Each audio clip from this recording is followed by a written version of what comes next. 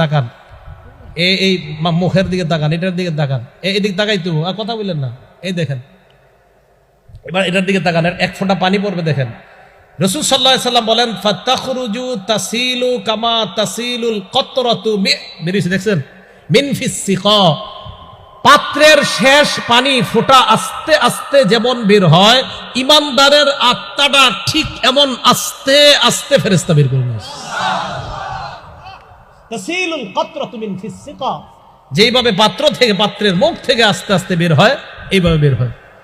বের হওয়ার পর ওলামারা ছাড়া অন্যরা বলবেন, বলেন তো ফেরেশতারা কি নিয়ে আসছে?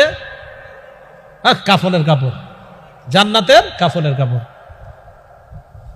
মালাকুল মাউত যখন তার আত্মাটা নেয়, ফাআখাযাহা, আত্মাটা মালাকুল মাউত নেয়, নেওয়ার পর সামনে যারা বসা, লাম ইয়াদাউহা ফি ইয়াদিহি তরফাত আইন, চোখের পলক পরিমাণও তার কাছে আত্মাটা রাখতে দেয় না। সামনে যারা বসা, কেন? আমরা খুব আগ্রহ নিয়ে আসছি, আপনি এতক্ষণ রাখা দরকার নাই, আপনি তো বের করছেন, তাড়াতাড়ি আমাদের এই জান্নাতের কাফনের কাপড়ের মধ্যে দিয়ে দিন। ইমানদারের আত্মা, তাহলে বোঝা গেল জান্নাতের কাফনের কাপড় নিয়ে আসি ইমানদারের আত্মা নেওয়ার জন্য, আর আমরা কাফনের কাপড় আনি ইমানদারের লাশ দাফন করার জন্য। দেহটা মনে থাকবে না? দেহ দাফন করার জন্য আমরা কিনি দুনিয়ার কাপড়, আর ইমানদারের আত্মা নেওয়ার জন্য আল্লাহ ফেরেশতাদের মাধ্যমে জান্নাতের কাফনের কাপড় পাঠাইতেছে। ফেরেশতারা ওই আত্মাটা কাফনের কাপড় দিয়ে পেঁচায়, পেঁচানোর পর সুগন্ধি লাগায়, সুগন্ধি লাগায়। আত্মাটা পেঁচানোর পর ফাসাদুনা বিহা ইলাস সামা,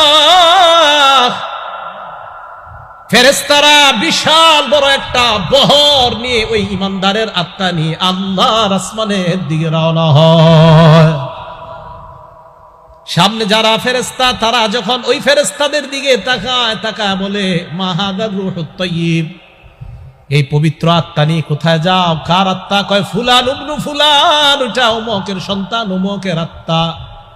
আমার আপনার নামটা যেন আল্লাহ ইমানদার অবস্থায় বলে, বিআসমাইহিল্লাতী কানু ইউসাম্মুনাহু বিহা ফিদ দুনিয়া, কয় তার সুন্দর নামটা বলবে, যে সুন্দর নামে দুনিয়াতে মানুষ তাকে ডাকতো, তাই নাম রাখতেও বড় সতর্কতা।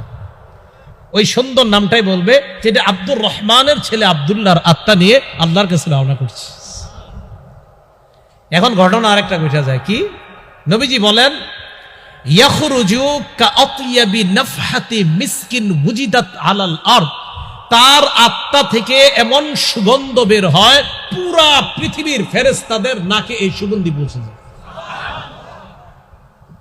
ইমানদারের আত্মা প্রথম আসমানের কাছে যখন যায়, ফাস্তাফতিহুনা, অনুমতি চায়, দরজা খুলেন আসমানের।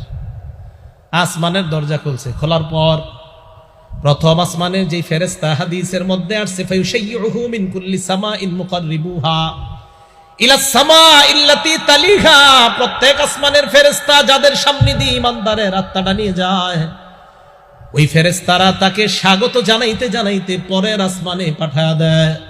এইভাবে যাইতে যাইতে ইলা সামাই সাবিআ, সাত আসমানের উপর যখন আত্মা চলে যায়, আল্লাহ পাক রব্বুল আলামিন ডাক দিয়ে বলে উকতুবু কিতাব আব্দি ফি ইল্লিয়িন, আমার বান্দার আমলনামা ইল্লিয়িন, জগৎ আছে একটা, এই জগতের মধ্যে তোমরা লিপিবদ্ধ করে দাও।